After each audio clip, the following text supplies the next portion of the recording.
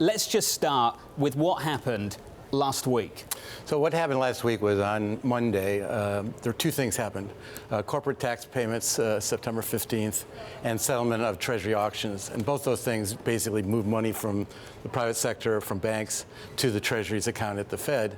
That drained bank reserves from the system. And later in the day, on Monday, you start to see quite a bit of upward pressure on repo rates. And that spilled into Tuesday.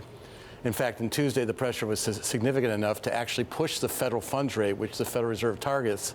It had a range at the time of 2 to 2.25%, pushed it to 2.30%. So the federal funds rate was actually trading for one day outside of its range. We're trying to work out whether it was a confluence of events, things happening all at the same time, temporary, idiosyncratic, or something more structural, whether the central bank has got to find out the appropriate level of reserves. Is that what we're still working through, Bill? Well, there was a structural underlying issue, which is the Fed has shrunk its balance sheet over time. Currency is growing. The Treasury's cash balance at the Fed is growing now that the debt limit issue is being resolved. And so as a consequence, the number of reserves in the banking system has been shrinking. And this is tricky because the Federal Reserve doesn't really know how much bank reserves banks need to satisfy the new liquidity coverage ratio requirements. These are liquidity requirements, and how much demand is going to be generated by the fact that interest is now paid on reserves. So the Fed, for years there was plenty of reserves in the system. Right. But now they're getting to the point where reserves demand is equaling reserve supply, and so if there's a little bit of a shock to the system, that can put upward pressure. But you just said the heart of the matter. This is the trust market, a short-term paper. You worked for years in the trenches of this with your Goldman Sachs market experience, over to the New York Fed with Geithner, and you just said it. The Fed doesn't really know. That the Fed doesn't really know, does that potentially affect trust in this important No, I don't market? think so. I mean, I think we always knew that there was some desired demand for reserves, but we couldn't observe how much that demand was because there was more than sufficient reserves in the system. So there was always going to be a point where the reserve supply shrank to the point that we would see upward pressure on short-term rates. And when we reached that point, the Fed would know, what do they need to do? They need to add more reserves to the system, and that's what we saw over the past week. One complaint we have had is that they were late. They weren't quick enough. What's your response to that? Well, in the scheme of things, maybe one day would be nice if they had responded maybe a little bit more quickly. But in the scheme of things, this is an event for markets. It's not an event for the economy at all. But you know what the narrative is that's emerging over the last couple of weeks? In fact, it's been emerging for the last 12 months, Bill, is that you left, Simon Potter reportedly was squeezed out, and this New York Fed is different under Williams than it was to you. That this New York Fed isn't as sensitive as what's happening with markets as it was under you. I don't accept that. Well, defend John Williams and the Fed, please. Well, we knew that there was going to be some point where reserves had shrunk to the point where demand for reserves was going to equal supply, and when that happened, we were going to see some upward pressure on rates. That's what happened that last week. No surprise there. The other thing that people I think don't really appreciate, it's not one person at the top of the Federal Reserve that does its thing. There's literally hundreds and hundreds of really qualified people that execute monetary policy on behalf of the Federal Reserve. And where are we today? We're in a good place. Repo rates are now back down to where they should be. The federal funds rate is well within its range. So mission accomplished as far as I John and I talked to Bill about it today of Citigroup. That's a small bank. You may be familiar with it. and Bill Dudley, Bowder said the same thing. Everything's fine. It's a kerfuffle. There's a sizable part of our Bloomberg surveillance audience that flat out are worried, or they even don't agree with the idea that the balance sheet of the ECB, the BOJ, and the Fed is moved from X up to 14-some trillion dollars. They want a reassurance that that is a good place to be rather than this nostalgia of moving back to a previous balance sheet regime. Well, if we move back to the previous balance sheet regime, what you'd have to do then is the Federal Reserve would have to intervene massively in markets on a daily basis, and I don't think that's a good regime. In the current regime, if you have enough reserves in the system, you don't have to do anything day to day. The interest rate you pay on excess reserves essentially sets the level of money market rates. The Federal Reserve, the federal funds rate trades within this range, and you're done. So it's a much simpler regime. Am I right, John, that we need like 400 billion is the plug-in number right now, or 380 billion? Well, people don't really know exactly how much reserves you need to have a sufficient, but I think the Fed is going to build up a little bit bigger buffer. They're doing it by doing repo operations. And I think in the fullness of time, there's a prospect of two things happening. Number one, they'll increase the size of their balance sheet, so they'll start to buy buy Treasury securities again.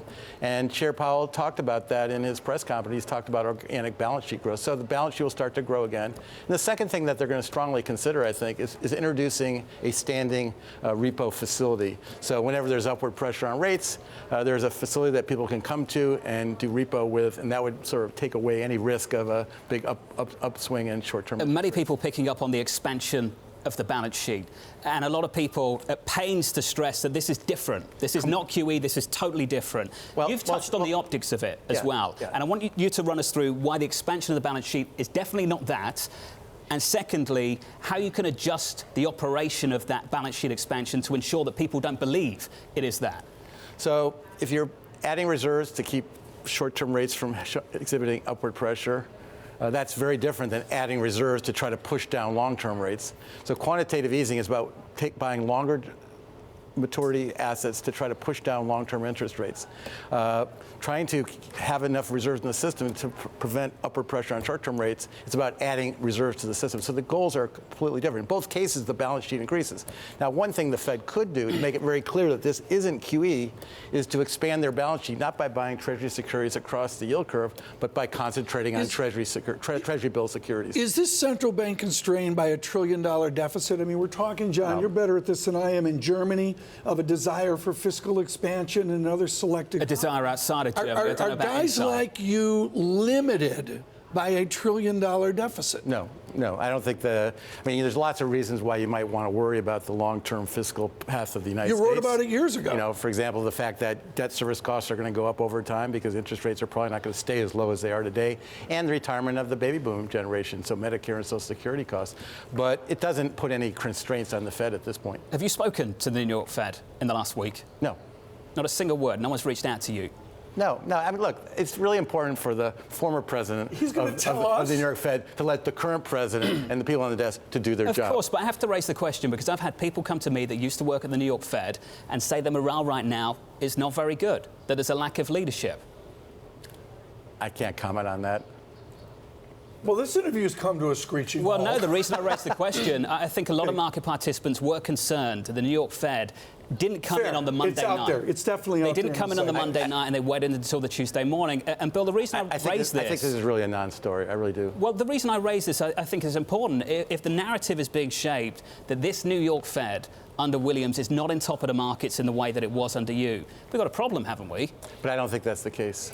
I really don't think that's What is the case? I'm not concerned about it in the slightest. Okay, but then I want you to tell us what the case is for the Fed. We've had this testing within a hyper-complex market. You mentioned when you went from Goldman Sachs over there, even Bill Dudley had a learning curve in certain elements of the plumbing. Everybody has a learning curve. I want you to speak to our audience worldwide right now about our confidence in the linkage of this plumbing into global banking system trust. How do we get from point A to point B? Well, I think we've already gotten to point B.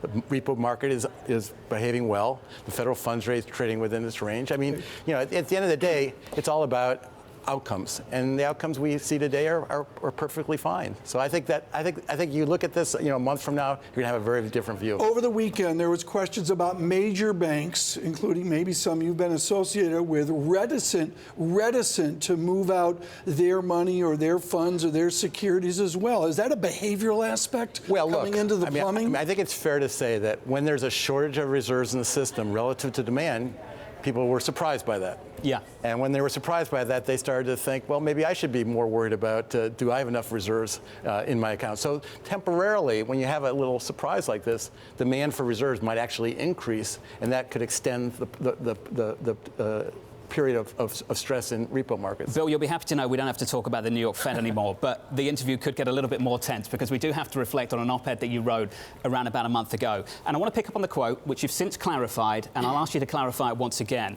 It was the conclusion of the original op-ed that I think got a lot of people's backs up, and it said the following: if the goal of monetary policy is to achieve the best long-term economic outcome, then Fed officials should consider how their decisions will affect the political outcome in 2020.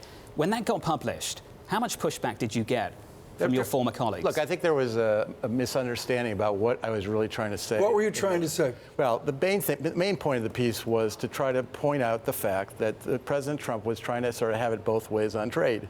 He was pursuing a trade policy with China that posed risk for the economy, And at the same time, he was saying if the economy performs badly, it's the Fed's fault. And my view is that the Fed needed to make it very clear that the major risk to the economy is trade policy, because creating uncertainty about investment and supply lines and things of that sort. And the Fed needs to make it clear that monetary policy can only do so much about that. And I think the Fed has made it more clear over the last few weeks. I think if you look at Chairman Powell's press conference, he talked about trade uncertainty a lot. He talked about how trade uncertainty is not something that the Fed can easily address. And that's the kind of pushback that I thought was desirable. I think a lot of people would be sympathetic with that view. And that was the part of the op-ed that I think a lot of people were sympathetic with. Where they weren't was the mention of 2020. Where does 2020 Well, look, I was trying to be provocative. You were certainly that. And what I said, to be very precise about it, one could, if you accept the notion that the Fed's goals are to maximum sustainable price and price stability over the long term, and one also accepts the premise that this trade war might not be good for the economic outlook, then logic would say there's a question about should the Fed take this into consideration. Now, at the end of the day, I made it very clear in the second piece that I wrote, I don't think the Fed should actually take this into consideration in setting policy. If the Fed were to do that, they would become politicized, and people would basically react by reducing the independence, taking away the independence of the Fed. So you think the Fed's already become politicized, don't you? Well, it has become politicized because of the president's attacks on the Fed. So there was an academic piece that came out over the last, 24, 72 hours that I saw just this morning, and they basically did a study of the effect of the president, the effect of the president's tweets on the federal funds market. And what they found was that the tweets actually were causing people to reduce their expectations about the federal funds market. So the Fed's already politicized in the sense that people are not sure now if the Fed is easing because that's the appropriate policy path or because of pressure from the president. But that politicization is not coming from the Fed. It's coming from the president. But that is a really important point, but also that politicization in that piece, Bill, it came from you. And earlier on this conversation, when I asked you to talk about the New York Fed, you were keen to say a former New York Fed president should not comment on the current New York Fed president. But by mentioning 2020, can you appreciate how you've compromised your former colleagues and the optics around their next decision? Look, I think they're going to behave in an apolitical way. They're going to do what they think is appropriate for the economy. And if I were sitting in their shoes, I would do exactly the same thing. I want to talk about the chairman. By all accolade, including, I think John would agree with me, Chairman Powell had a good press conference as well. There's still this thing about William Miller and a non-PhD chairman. How's Chairman Powell doing? And is there elements there of, well, he's not a PhD, and so there is a different cadence to what this given chairman says? I've said repeatedly that you don't have to have a PhD in economics to be a very successful policymaker of the Fed. And I think Chairman Powell is proving that. I think he understands what monetary policy needs to do. I think he's very thoughtful. I mean, at the end of the day, it's all about judgment. Thank you. And your confidence in someone's judgment is what's critical, not whether they're a PhD economist or not. And I have confidence in Chairman Powell. If we assume the probabilistic assumption of any given chairman, and of course the President of the United States harping on it every step, I can't imagine President Trump tweeting in early 2008. I mean, think about that right now. This chairman's being buffeted from all sides. What does he need to hear from Vice Chairman Clarida and the other PhD economists at the Fed right now to drive forward to a better policy? Well, I think the important thing is that the core group of leaders at the Fed, so Clarida, Williams, and Powell, are all on the same page. Are they? I think so. What about the dots? You love the dots more better than me. I think it's fair to say, I'm going to speak on behalf of a lot of people in the market. I think a lot of people hate these dots. And I believe the people on the Fed are starting to go that way as well. Why do we still have them, Bill? Well, I think it's once you move to greater transparency, it's hard to sort of pull it back. The problem with the dots are not the dots per se, but the fact that how people interpret them. It's a modal forecast of what you think is going to happen, but it doesn't capture all the uncertainty about the economic outlook. And so the reality is, very seldom are you actually going to do what you say you think is the most likely outcome in the dots, because the world will change in a way that pushes you to a different policy. It does capture a lot of dissent and a fractured Federal Reserve at the moment in a way that it wasn't maybe 12 months ago. We don't just see that at the Fed, we see that in Europe as well at the ECB. Is there a broader signal there, the amount of pushback that policymakers at the top of the Fed and the top of the ECB are getting in response to this slowdown? I don't think there's a big split in the Federal Reserve. I mean, the question for the Fed right now is the economy is doing fine. but there are risks to the economic outlook caused primarily by trade policy uncertainty. There's not an inflation issue. So in that environment, do you take out some insurance or not? And some people think you should take out some insurance, and other people want to see more economic weakness before they do that. And yet there's something a lot of people still struggle with. And our colleague Michael McKee has asked the question twice, I believe, of Chairman Powell. Why do lower interest rates help to address the tensions that have come off the back of the trade dispute? Why do they help? Well, I think they help in a number of ways. Number one, they make financial conditions more accommodative. So stock market, bond market supports the U.S. economy. Probably takes a little bit of upward pressure off the dollar, which has consequences for U.S. trade performance. So at the margin, it's not well suited for trade uncertainty. It's not like the Fed cuts 25 basis points, trade uncertainty gets resolved, but it does help support the economy in other ways. We are 12 years down the road from Geithner, Dudley, and others, major tensions of 07, 08, and into 09 as well. When does this end? When does the financial repression end? When does the real yield, John Show, actually become a positive real yield in the United States? The nominal yield in Europe as well is, they're going to say this, Bill, Dudley's experiments, Geithner's experience, Bernanke's experiment, it just hasn't worked out for the common good. When do we escape from this to normality? I think that's a really negative interpretation of where we actually are. We're at a very low unemployment rate, well below 4%. The Fed's pretty close to their inflation goal. The core personal consumption expenditure is at 1.6%. So I think the reality is if you could just stay here in terms of employment and until we clear the trade war, is that the key issue for you, is President Trump and his trade war? Well, I think that right now that creates the biggest downside risk to the economy, for sure. This is the third growth scare of the last 10 years or so, 2011, 2012, 15, 16. We now have 2018, 2019. The previous two, Bill, I think it's fair to say, have been head fakes. We had the manufacturing, really soft, didn't bleed into the broader economy. Anything you see here right now that is different to the experience of 11, 12, 15, 16? Well, the difference is that the president has a lot of control over what actually ultimately happens. The second thing that I think is important to really stress is the household sector is in really good shape. Jobs are being created, wages are rising a little bit more quickly, household confidence is high, and households have not taken on much debt. I mean, if you look at the household debt through this cycle, it's totally different than it was the last cycle. I think the reason why people are so nervous, frankly, is because of the Great Recession.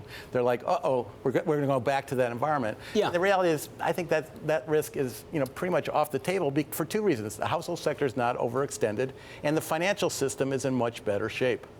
The thing that I wonder about, Bill, is all this discussion and what John and I speak of every day on Bloomberg surveillance is the rationalization of a new terminal rate. Michael Feroli at J.P. Morgan and others have been very good about this. Goldman Sachs had a house call of lower GDP, way out front of many others as well. Is all of this a rationalization within our greater financial system to get to a new nominal rate, a new terminal rate, a new real rate, and indeed a new unemployment rate that's just a different statistic from our childhood?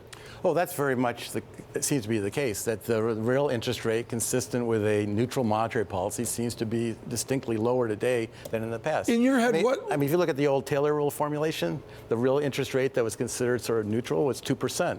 Now people think the real interest rate that's considered neutral is closer to, maybe 0 to 0.5%. If you look at the summary of economic projections that the Fed publishes, their long-term nominal federal funds rate that they expect, the median is 2.5%. So 2% inflation plus 0.5% real rate. So that's much lower than it's been in the past. Where's your run rate on real GDP, and how much is the president affecting that with his trade war? It's hard to know precisely how much the trade uncertainty is cutting off growth, but we know that it's definitely having negative consequences for investment spending.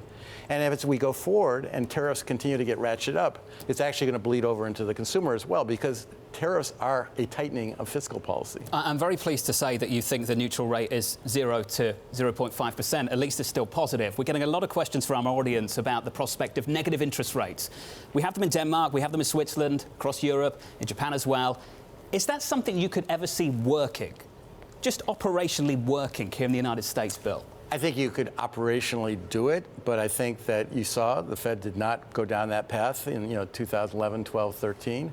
And I think the experience with negative interest rates around the world has probably been pretty mixed.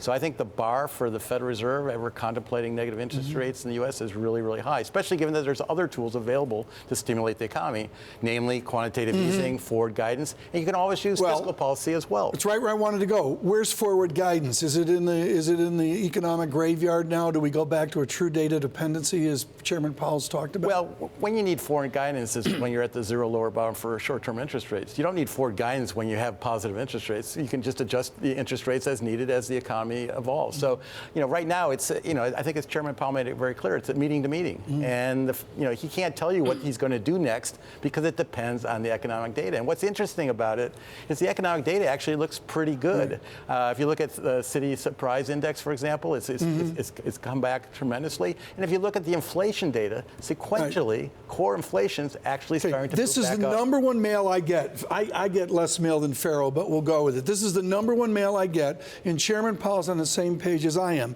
Trim Dallas, meaning Cleveland Fed, show high inflation that every viewer and every listener is feeling every day.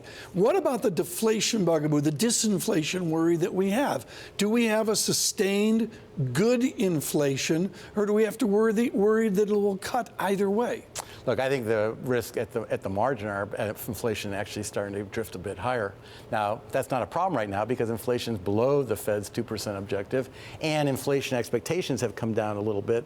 So the Fed wouldn't be unhappy at all if inflation drifted up a little bit above 2%. But did you ever think unemployment would have to get this low and still we wouldn't see wages accelerating?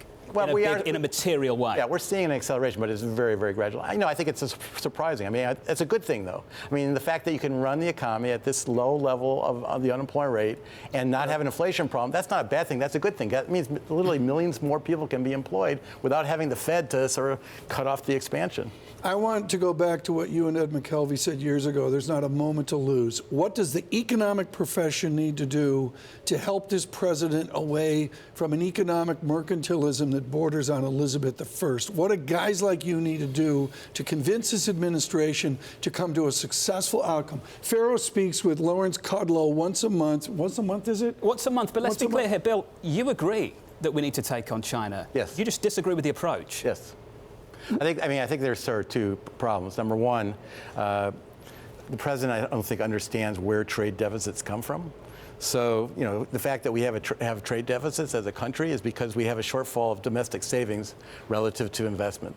And nothing you do in terms of trade negotiation is going to fundamentally change that. So the trade deficits are not going to go away. And number two, I think he thinks that tariffs are not paid by U.S. households and businesses, when in fact the incidence of tariffs falls very heavily on U.S. consumers. Final question for you, Bill, and I've got to reflect on it because many people have asked this question of me, and I finally got the chance to ask you the question.